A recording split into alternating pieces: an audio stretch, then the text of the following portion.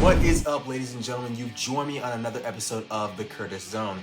I, Dylan J. Curtis, welcome you. Thank you for so much for clicking on this video and hitting that like and subscribe button. Now today is a remake of another previous episode, a remake of the history of Bionicle. Now, I did this last time, but I didn't do it right. So I want to do it right and basically add some stuff in that I missed here and there. Because as you know, I've been doing important moments in the history of episodes. So sit back, relax, enjoy, while me, your humble and handsome host Dylan J. Curtis, and his bouncing pecs, thank you so much for clicking on this video, hitting the like and subscribe button, and watching. I cannot start until I give you guys some news, and here's the news from the world of Mortal Kombat. A cast, crew, and the release date has been set for Mortal Kombat 2, the sequel to the 2021 Mortal Kombat. Now, filming is set to start next month, between late next month and early in June. It is set to finish filming by September, and not only that, the release is supposed to be coming out in October of next year. Between October of next year or February of next year. It is looking like that we're going to be seeing Shao Kahn, Quan Chi, Johnny Cage, Katana, and a whole lot more characters. Story is not been spoiled yet, but it's looking like it's going to be set in the world of Mortal Kombat X or Mortal Kombat Armageddon.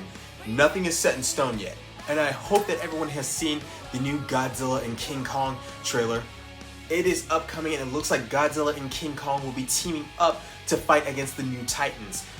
It is looking like a lot of fun, so everybody please remember to watch soon.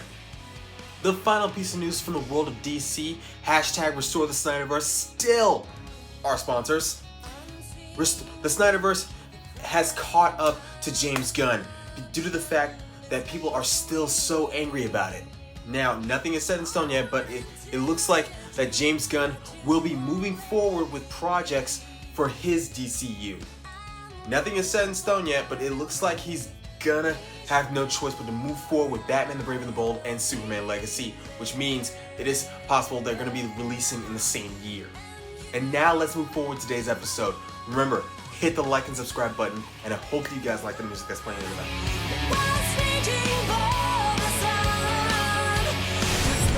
Bionicle would start in 2001 and would end in 2010. It would start up once again in 2015 and end once again in 2016. It was a Lego series, but it had its own comic book series as well. Now, the one thing you need to know about Bionicle is that they were created by Lego and Technic. Now, I loved Bionicle so much, alright? I would always read the comic books, I would always watch the movies. They had 4 movies. There was The Mask of Light, then there was Legends of Metro Nui, Web of Shadows, and The Legend Reborn. Now, remember, each set sold separately. In the time before time, a robot going by the name of Mata Nui sent a mask to a windswept desert world. This world was split into 3 parts. There was Barra Magna, Ocean Magna, and Forest Magna. This mask then found itself a body and named itself Mata Nui. Now, Mata Nui possessed the Mask of Life. After a while, skipping some stuff here and there, Mata Nui found a giant robot who was his brother, Makuta. Skipping a little bit more here and there, Mata Nui was trying to bring together the 3 worlds, Ocean Magna and Forest Magna, into Barra Magna, but Makuta was stopping him. This led to a confrontation between Makuta and Mata Nui, which kept weakening him, even though he was trying to bring together the worlds. Now, it took Mata Nui a while, but he was able to put together Jungle Magna and Ocean Magna onto Barra Magna and finally name them Spherus Magna. Now, it took him a while after defeating Makuta, but he was able to do it. After this, Mata Nui became the Great Spirit, the deity of all of Mata Nui. He then divided himself into multiple different island homes from multiple different Toa and Matorans and embodied the 3 virtues of unity, duty, and destiny. He also sent down 6 elemental canisters, which he called the Toa. Each of them embodied a different element. And there you have it, the origin of Bionicle.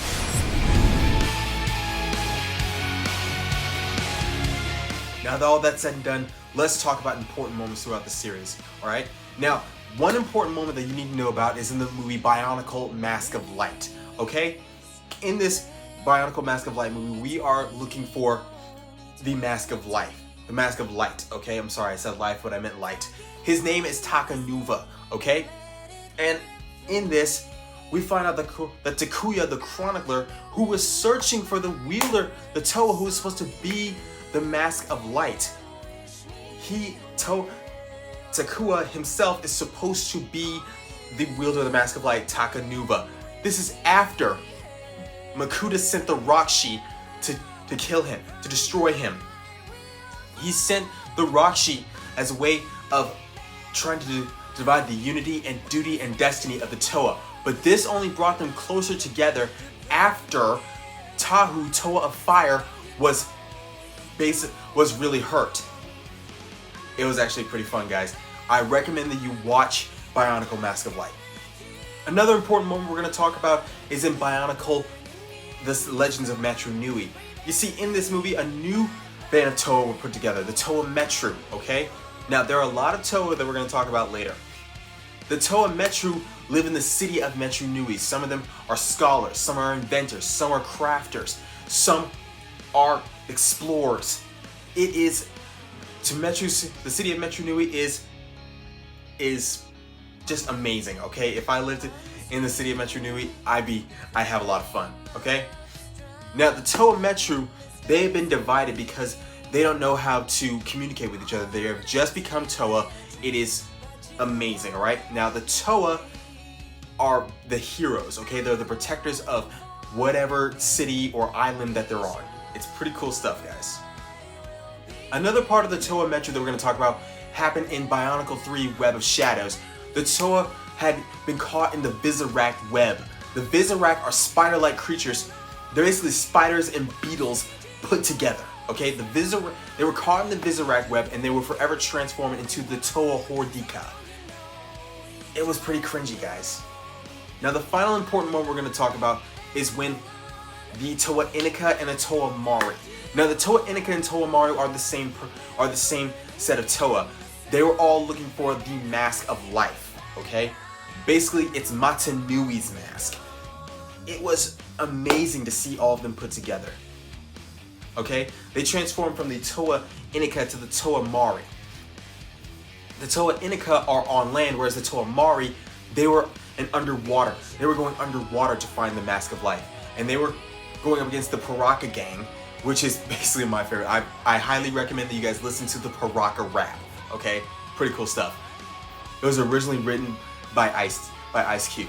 Now, the Toa Mari were going up against the Baraka, who are basically undersea creatures.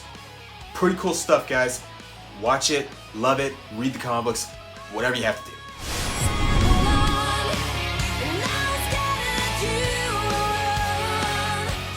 With all that said, let's talk about my favorite moments, shall we?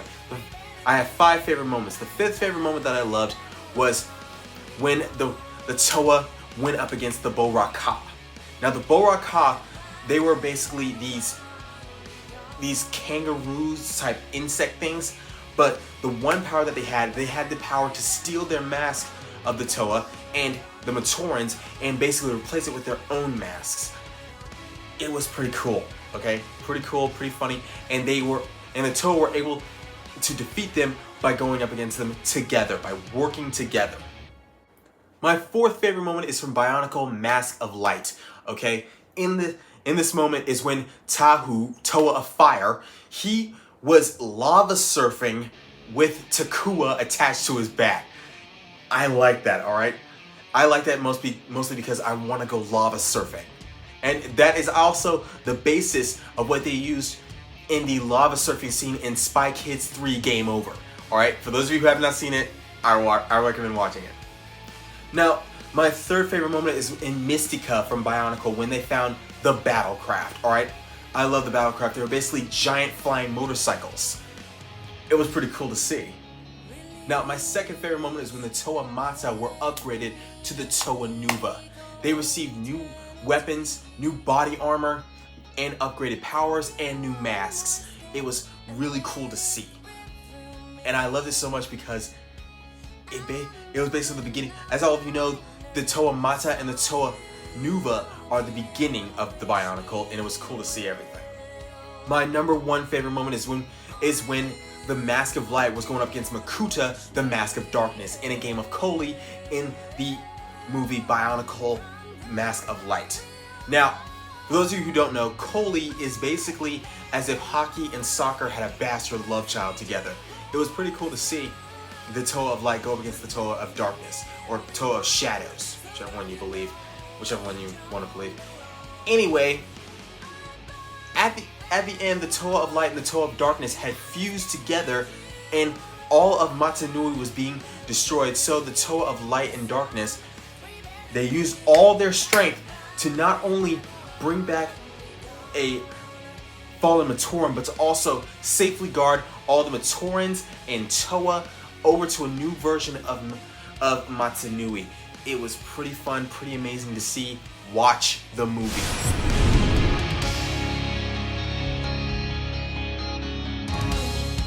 Now let's talk powers and abilities of the main protagonist, the Toa.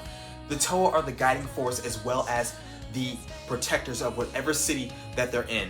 They control the elemental forces of fire, water, air, ice, earth, and stone. They have the ability to control the elemental forces of fire, water, ice, earth, air, and stone. They have amazing weapons such as swords, axes, blades, tools. They have blasters, wings.